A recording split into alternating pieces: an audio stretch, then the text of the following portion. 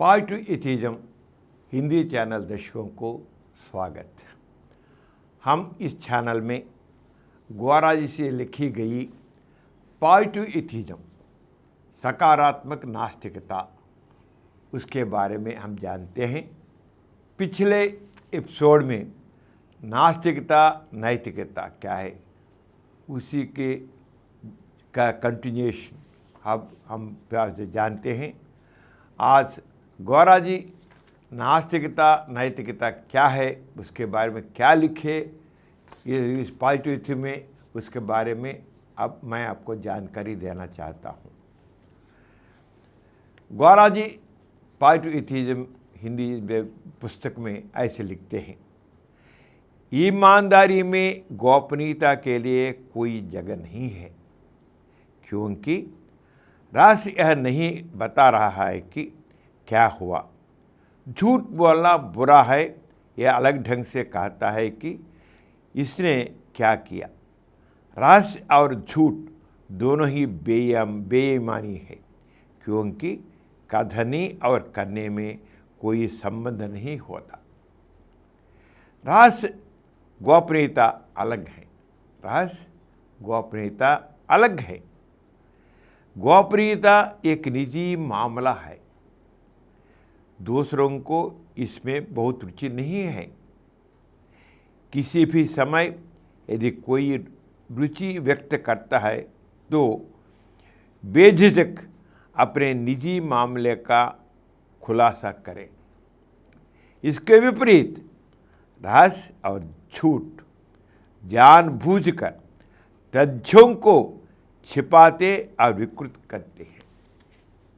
गोपनीयता सामाजिक उत्तरदायित्व से पलायन है।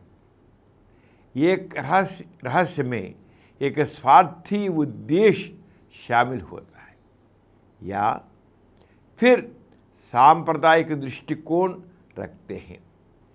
किसी समुदाय के सदस्य स्वयं के प्रति ईमानदार होते हैं।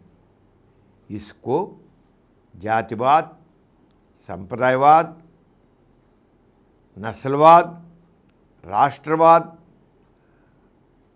गुंडागर्दी, धार्मिक व्यवहार के उदाहरण हैं। व्यापक सामाजिक संबंधों के मामले में कट्टरता गोपनीयता जितनी ही बेईमानी है। ईमानदारी के लिए अनुशासन की आवश्यकता होती है। जब इंसान को कोई वादा पूरा करना होता है तो उसका स्वार्थ उदासीनता उसे धोखा दे देती है। इसलिए सामाजिक संबंधों में सहयोग की आवश्यकता स्वार्थी तात्कालिक लाभ को त्याग देती है। जो व्यक्ति किसी वादे को पूरा करने में विफल रहता है वह दूसरों का सम्मान और समर्थन खोने का जोखिम उठाते हैं। इस प्रकार त्याग तात्कालिक लाभ से भी बड़ा लाभ है, लेकिन मानव स्वभाव सामाजिक और स्वार्थी गुणों का शिक्षण है।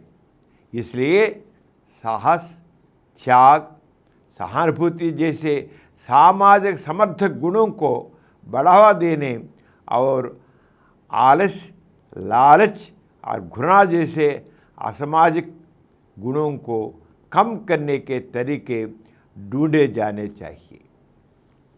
मनुष्य को नैतिक और सामाजिक रूप से सुरक्षित रखने के 3 तरीके हैं: आत्म अनुशासन, धार्मिक आस्था, राजनीतिक शक्ति। नैतिक आचरण सुनिश्चित करने की सर्वोत्तम विधि है। महात्मा गांधी के रचनात्मक कार्यक्रम में प्रत्येक व्यक्ति की नैतिक जिम्मेदारी की सराहना करते हुए आत्म अनुशासन की विधि को अपनाया गया। आत्म अनुशासन के माध्यम से हर कोई वादे निभाने और ईमानदारी बनाए रखने की जिम्मेदारी खुद पर डालता है। यदि किसी बैठक में बोलने वाला व्यक्ति देर से आता है तो वह अधिकांश श्रोताओं का समय बर्बाद कर रहा है।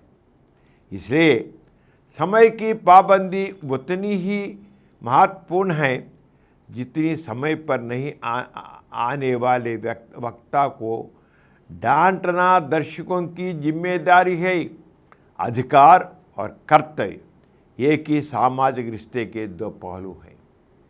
वे सामाजिक रिश्तों में ईमानदारी सुनिश्चित करने के लिए जांच है। हालांकि आदमी लोगों को उच्च स्तर के सामाजिक रूप से जागरूक आत्म अनुशासन का श्रेय नहीं दिया सकता है, फिर भी उन्होंने समुदाय के लिए ईमानदार आत्म अनुशासन का समान अपनाया। आदिवासी जीवन के दायरे में आदमी लोग अनुशासन के माध्यम से ईमानदारी का पालन करते थे। संस्कारों का उल्लंघन करने वालों को जुर्माने से कड़ी सजा दी गई। अन्यथा नैतिकता को एक सामाजिक आवश्यकता के रूप में मान्यता देना आदिम जीवन की विशिष्ट विशेषता है। ईमानदारी ने उनके बीच समानता स्थापित की। उसके सामाजिक मूल्य आत्मानुशासन के साथ साथ ईमानदारी और समानता थे। यदि वह प्रथा अबाधित चलती रहती तो सभ्यता नैतिक आचरण की उचित पद्धति विकसित कर लेगी। लेकिन धार्मिक विश्वास पर जोर ने नैतिकता के आधार को सामाजिक आवश्यकता से पारलौकिक मुक्ति की और स्थानांतरित कर दिया। धार्मिक लोग सोचते हैं कि नैतिक व्यवहार उन्हें योग्य बनाता है। मोक्ष के लाभ नैतिक मूल्यों को धर्म और अनैतिकता को अधर्म कहा जाता है। स्वर्ग की आशा और नरक की भय ने लोगों को धर्मी बनाने और बुराई से दूर रखने का काम किया। धार्मिक प्रथाओं के साथ परंपरा और वर्जनाएं जनजातीय प्रथाओं को प्रतिबंधित करती है। व्यापक सामाजिक संबंधों की मांगों के साथ गुणों और दोषों की सूची बढ़ती गई। मिथक, देवता, राक्षसों और स्वर्गदूतों की कहानियाँ प्रेम, सत्य, करुणा और सहयोग के लाभों को समझाती है। घृणा, लालच और असत्य विनाश के कष्टों का संकेत देते हैं। नैतिकता एक धार्मिक आधार है जो कई विश्वासियों को प्रेम और ईमानदारी से प्रेरित करती है। भगवान के उद्धार के नाम पर वे नैतिक उत्कृष्टता के उच्च स्तर तक पहुँच गए।